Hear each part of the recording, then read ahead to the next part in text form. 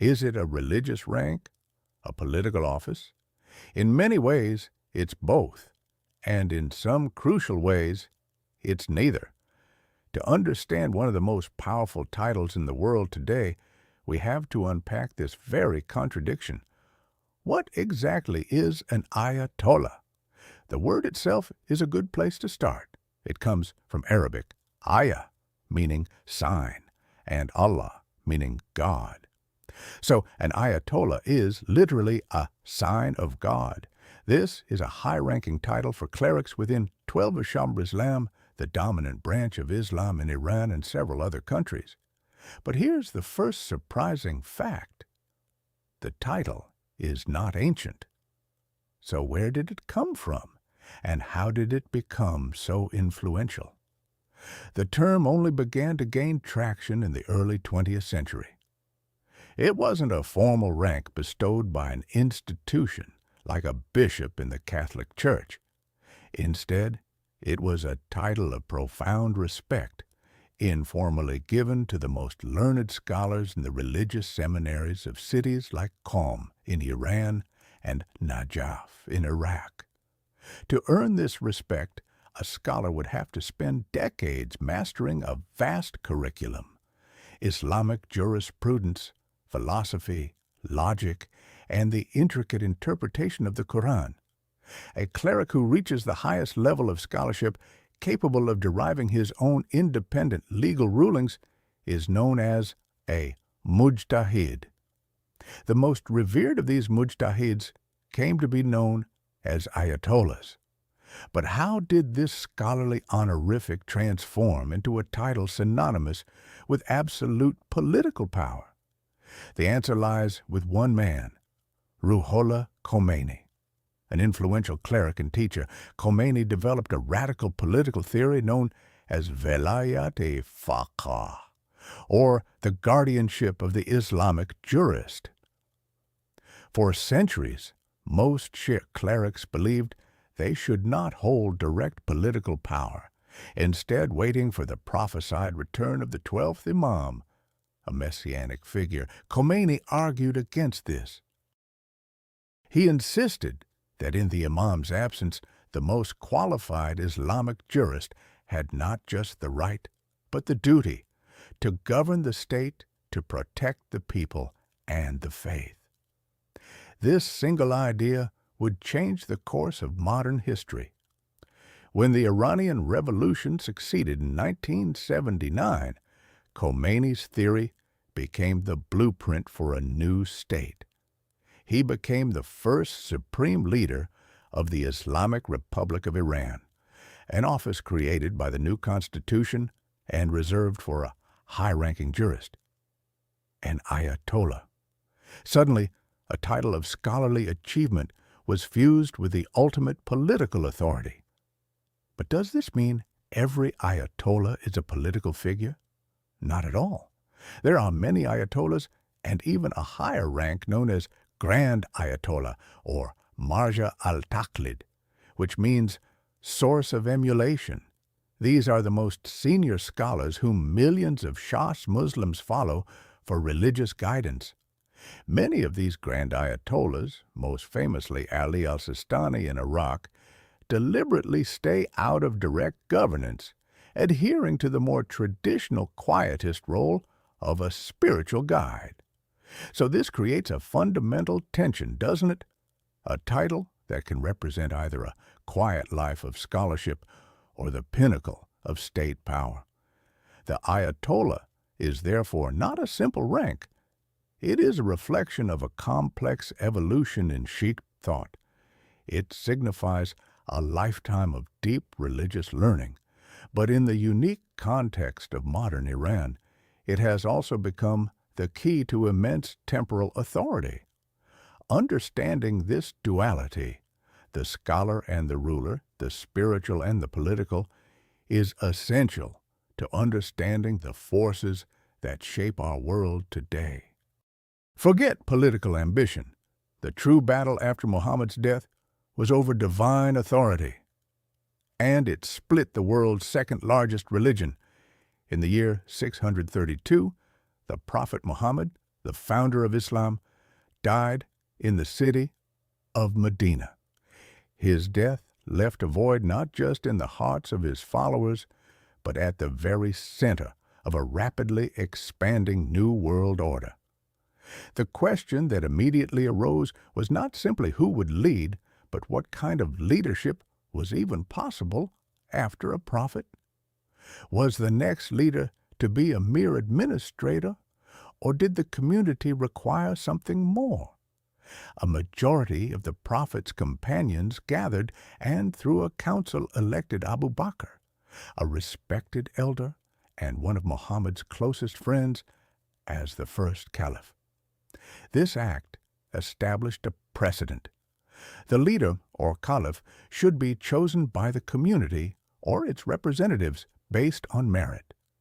This principle would become the bedrock of what we now know as Sunni Islam.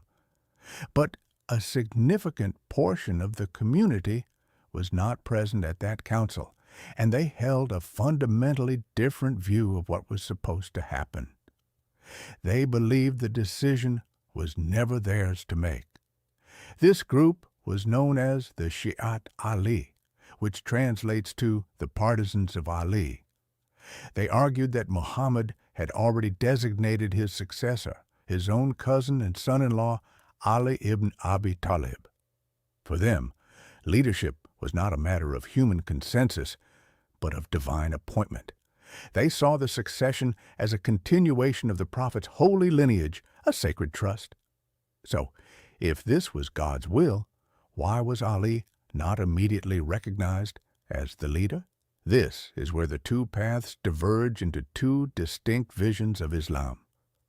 For the Shia, the leader of the community, the Imam, is more than a political ruler. He is a divinely chosen, infallible guide, possessing esoteric knowledge passed down from the prophet. This concept, known as the Imamate, posits that just as God chose Muhammad as his prophet, he also chose a line of imams from his family to guide humanity after him. But what does it truly mean to be an infallible guide? The largest branch of Shia Islam, known as the Twelvers, believes in a chain of 12 such imams, beginning with Ali and passing through his descendants. Each imam was seen as the spiritual and political heir to the prophet, safeguarding the true meaning of the faith.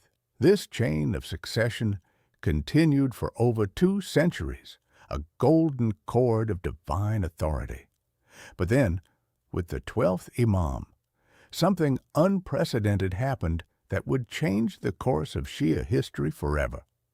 According to Twelver belief, the 12th Imam, Muhammad al-Mahdi, did not die but instead entered what is called the occultation in the 9th century, disappearing from public view to protect his life. They believe he is still alive, the hidden Imam, and will one day reappear as the Mahdi, a messianic figure who will fill the earth with justice. This belief created a profound theological and political challenge. If the infallible divine leader is absent, who holds authority in his place? The answer to that question has shaped the last 1,100 years of Shia thought. In the absence of the Imam, a complex clerical hierarchy evolved, with senior scholars, or Ayatollahs, taking on the role of interpreting religious law and guiding the community. They act as the Imam's representatives on earth, but their authority is derived, not inherent. This entire structure is built upon waiting for the Imam's return. So, when we look at the Sunni-Shia divide, it's crucial to see beyond simple political rivalry. The split began with a question of succession, but it evolved into a profound disagreement over the very source of religious authority in the world. Is it found in the consensus of the community or in the divine light of a single chosen family? In the year 874, the Shia Muslim world was confronted with a crisis of leadership unlike any other. The 12th Imam, a child named Muhammad al-Mahdi, is believed to have vanished, entering a state known as the occultation. This event created a profound theological vacuum. Who would lead the community in his absence until his prophesied return as a messianic figure? The initial answer was a system of indirect contact. For approximately 70 years, a period known as the Lesser Occultation, the Imam was said to communicate with his followers through a succession of 4 specific deputies. But this was only a temporary solution, a bridge to something else. What would happen when that final bridge collapsed? In the year 941, the 4th and final deputy announced that he would soon die, and that the Imam had instructed him not to appoint a successor. This marked the beginning of the Greater Occultation, a period of complete separation from the hidden Imam that continues to this day. The direct line of divine guidance was now severed. So, how did the Shia community adapt to a world without a visible, divinely appointed leader? Out of this necessity, the authority of religious scholars, the ulama, began to grow. These were not divinely appointed representatives, but rather men who dedicated their lives to studying the Quran, the traditions of the Prophet, and the teachings of the Imams. Their authority was based on knowledge and piety, not on a direct mandate from the hidden Imam. But how could this scholarly authority be structured and legitimized for an entire community? This led to the development of the concept of ijtihad, or independent legal reasoning, allowing qualified scholars to derive rulings on new issues. The most learned among them became known as a marja al-taqlid, a source of emulation, whom believers could follow for guidance in religious matters. For centuries, this scholarly authority was primarily spiritual and legal, not political. The scholars guided the community, but they did not rule the state, often adopting a quietist approach to temporal power. This separation of spiritual leadership from direct governance seemed to be the established order. But what if a scholar argued that this was not enough? In the 20th century, one Ayatollah, Ruhollah Khomeini, put forth a radical and controversial reinterpretation of this entire structure. He developed the theory of Velayat-e, or the guardianship of the jurist. Khomeini argued that in the Imam's absence, the most qualified religious jurist was not just obligated to guide the people, but to establish and govern an Islamic state on the Imam's behalf. This was the leadership structure that few had expected. It was a transformation from spiritual guidance to direct political rule, a concept that would ultimately reshape a nation and challenge the political order of the entire Middle East. The ultimate question, who leads when the divine guide is gone? The answer redefined religious power forever. For 12 Shia Muslims, the line of divinely appointed leaders, the Imams, ended in the 9th century. The 12th and final Imam, Muhammad al-Mahdi, is believed to have entered a state of occultation, hidden from humanity, but still spiritually present. This created a profound theological and political problem. With the infallible guide no longer physically accessible, who held the authority to interpret God's will and lead the community?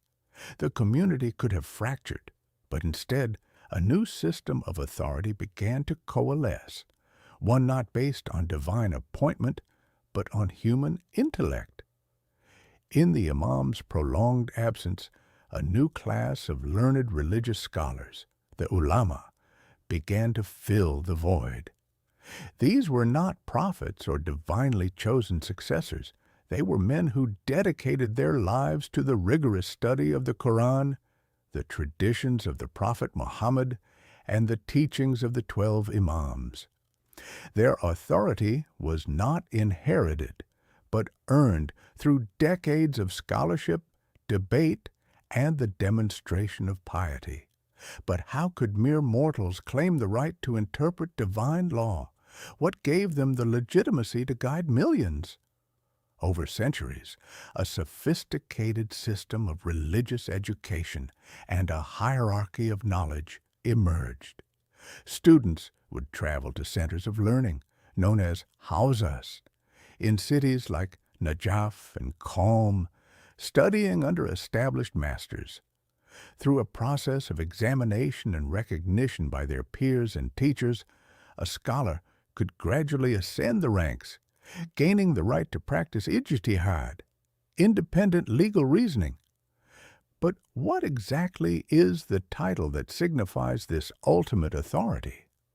The title we now know as Ayatollah, meaning sign of God, became the designation for the most senior of these scholars. An Ayatollah is a mujtahid, someone qualified to derive rulings on religious law from the foundational texts. Ordinary believers, in turn, practice taqlid, or emulation, choosing a high-ranking Ayatollah as their source of emulation and following his religious rulings. This created a direct personal link between the individual believer and the pinnacle of religious scholarship. But this system was about more than just personal piety. It had profound political implications waiting to be unlocked. For centuries, this authority was primarily spiritual and social, often existing parallel to, or even in opposition to, the state's political power. The question remained dormant but potent. What would happen if one of these signs of God decided that spiritual guidance was not enough? What if they argued that in the absence of the divine Imam, the most qualified jurist should not just guide but rule? This isn't just history. It's the blueprint for how a secular dream can shatter against religious bedrock. To understand one of the most pivotal events of the 20th century, we must travel to Iran. By the mid-1950s, Shah Mohammad Reza Pahlavi sat on the peacock throne, envisioning a new Iran, a modern, secular, and powerful nation aligned with the West. His grand design was the White Revolution, a sweeping series of reforms launched in 1963 that promised to build a great civilization, introducing land reform, granting women the right to vote, and launching massive literacy campaigns. On the surface, it was a vision of undeniable progress. But what was the hidden cost of this rapid, top-down transformation? The answer lies with Iran's powerful and deeply entrenched Shia clergy. They saw the Shah's reforms not as progress, but as a direct assault on Islamic values and Iranian identity, a phenomenon they called Westoxification. But was their opposition purely about religious doctrine, or did it tap into a much wider well of social and economic discontent?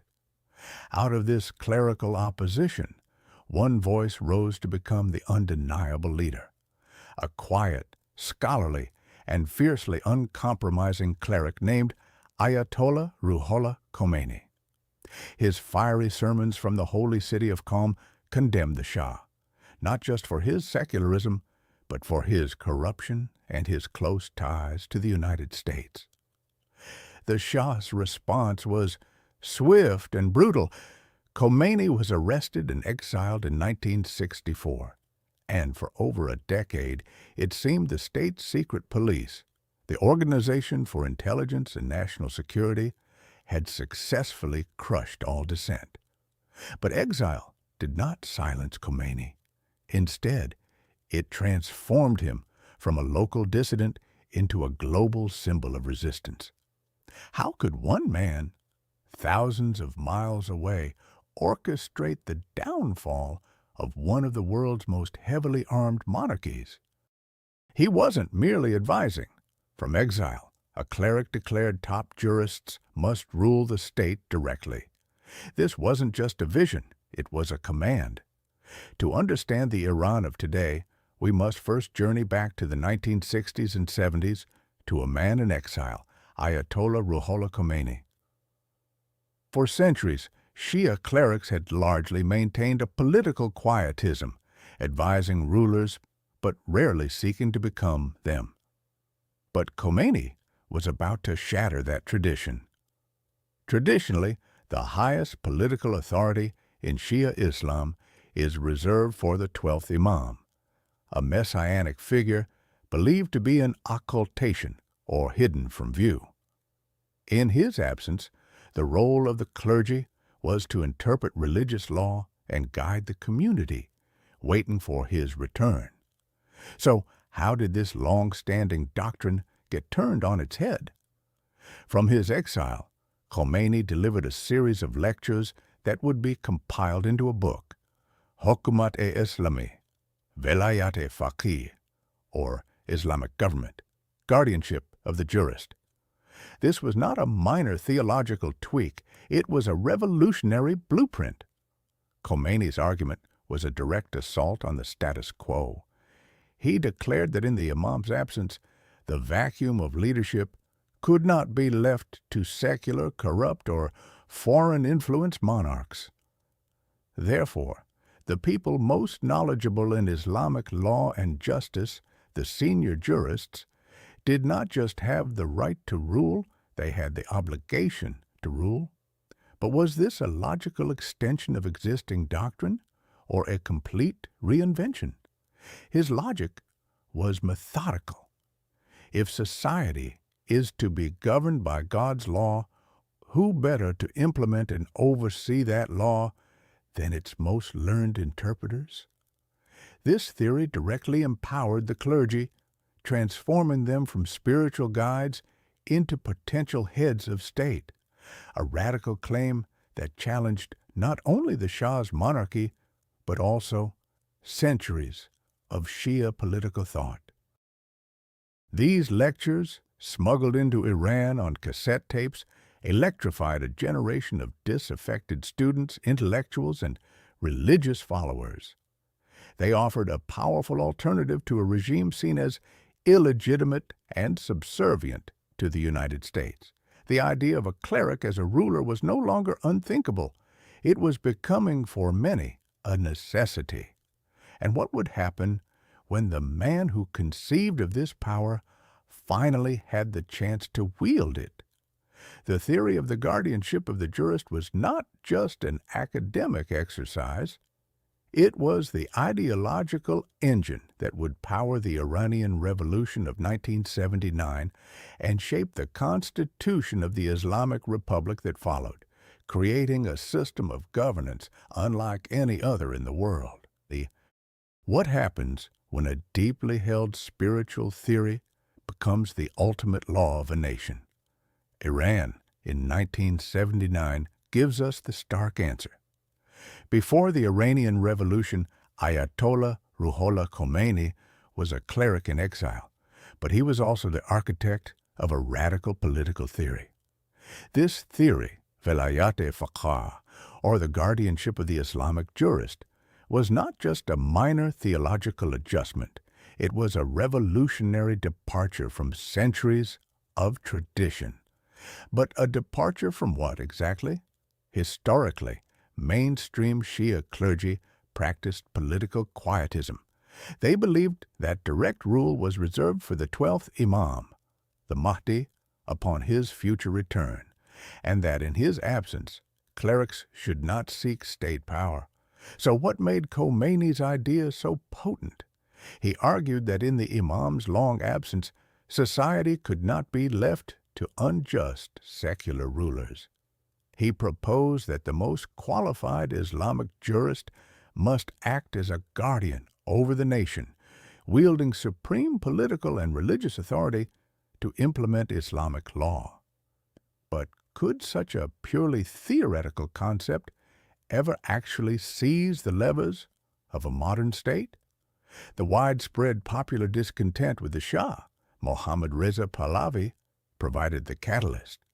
In 1979, Iranians from every walk of life, secular, religious, leftist, and nationalist, united to overthrow the monarchy, with Khomeini as their symbolic leader.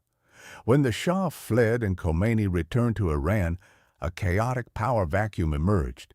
How did a spiritual leader from a position of exile manage to outmaneuver seasoned political operators and consolidate such absolute control? The answer lies in the new constitution. Through a series of brilliant political maneuvers and a national referendum, Khomeini's allies institutionalized Velayat-e. The new constitution created the post of the supreme leader, a role with nearly absolute power over the military, the judiciary, and the government, a role first filled by Khomeini himself. The transformation was complete. A complex theological doctrine had become the operating system of a nation, and the Ayatollah had evolved from a spiritual guide into the ultimate political ruler. Is Iran truly a republic? We are analyzing the exact mechanisms that dilute its democratic institutions. The official name, the Islamic Republic of Iran, presents a paradox in its very title. It claims to be both a republic, a system where power rests with the people, and Islamic, guided by religious law. But how do these two concepts coexist? And more importantly, which one holds the ultimate power? On the surface, Iran possesses many of the hallmarks of a modern republic. It has a president elected by popular vote every 4 years. It has a parliament, the Majlis, with 290 members who are also directly elected. These institutions create laws and manage the day-to-day affairs of the state, giving the appearance of a system where the people have a voice. But is that the full picture? This is where the structure becomes uniquely Iranian. Above all the elected bodies and holding ultimate authority is a single, unelected figure, the supreme leader. This position, known as the Rahbar, is the final arbiter on all matters of state, from foreign policy to domestic issues. So how did one individual gain such immense power over a nation of more than 80 million people? To understand the supreme leader's power, we must look at another critical institution, the Guardian Council. This body consists of 12 members. 6 are Islamic jurists appointed directly by the supreme leader, and the other 6 are lawyers nominated by the judiciary, which is itself overseen by the supreme leader. Their role is twofold and immensely powerful. First, they vet all legislation passed by the parliament on second, and perhaps more significantly, they vet all candidates who wish to run for public office, including for the presidency and the parliament. So, what does it mean for democracy when an unelected council decides who is even allowed to run for election? This vetting process effectively creates a pre-approved list of candidates, ensuring that only those aligned with the core ideology of the clerical establishment can hold power. The president and the parliament can propose and debate, but their authority is fundamentally constrained by the Guardian Council and, by extension, the supreme leader. It raises a critical question. If the people can only vote for candidates approved by an unelected authority, how meaningful is that vote? The system is a complex tapestry, weaving together the threads of popular sovereignty with the absolute authority of clerical rule. The president of Iran may be the head of government, but he is not the head of state. That distinction belongs solely to the supreme leader, a reality that shapes every aspect of Iranian politics and society. His power wasn't inherited, it wasn't voted on, it was declared. The Ayatollah's blueprint for rule is unlike any other. This system forces us to ask a fundamental question about power. Should ultimate authority come from the people, or is it a mandate rooted in faith itself?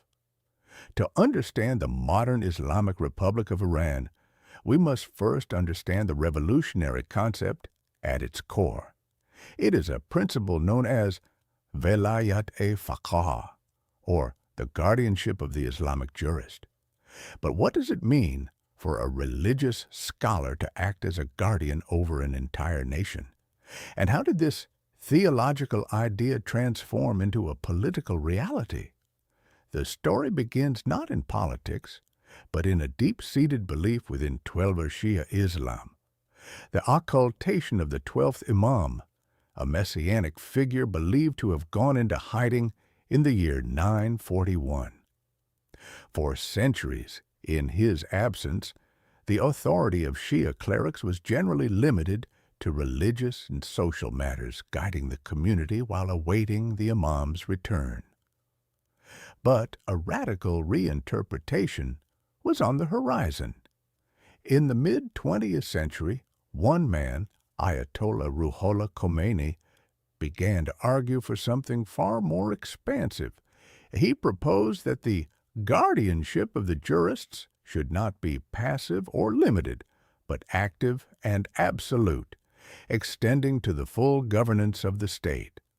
How could one cleric justify claiming the authority reserved for a divinely appointed imam? Khomeini's argument was that in the imam's absence, the most qualified jurist had a duty to implement Islamic law and protect the faithful from corruption and foreign influence, creating a just society. This was not merely a suggestion. In his view, it was a religious obligation. This ideology resonated powerfully during the 1970s, as dissatisfaction with the Shah's Western-backed monarchy grew. By 1979, Khomeini's theory had become the rallying cry for a revolution that would stun the world. But how do you build a modern government on the foundation of a medieval theological concept? The result was a unique and complex hybrid system. Iran has a president and a parliament, both elected by the people. Yet, above these republican institutions stands the supreme leader, the Velayat-e, who holds ultimate authority over the military, the judiciary, and the state. So, who truly governs? Is it the elected officials who represent the popular will, or the unelected guardian who represents divine authority? This brings us back to our central question. The Iranian system is a living experiment in a government built not on the consent of the governed in the Western sense, but on a principle of divine deputization. It presents a profound challenge to conventional models of democracy and sovereignty, forcing us to consider what happens when the law of God and the will of the people are placed in direct competition.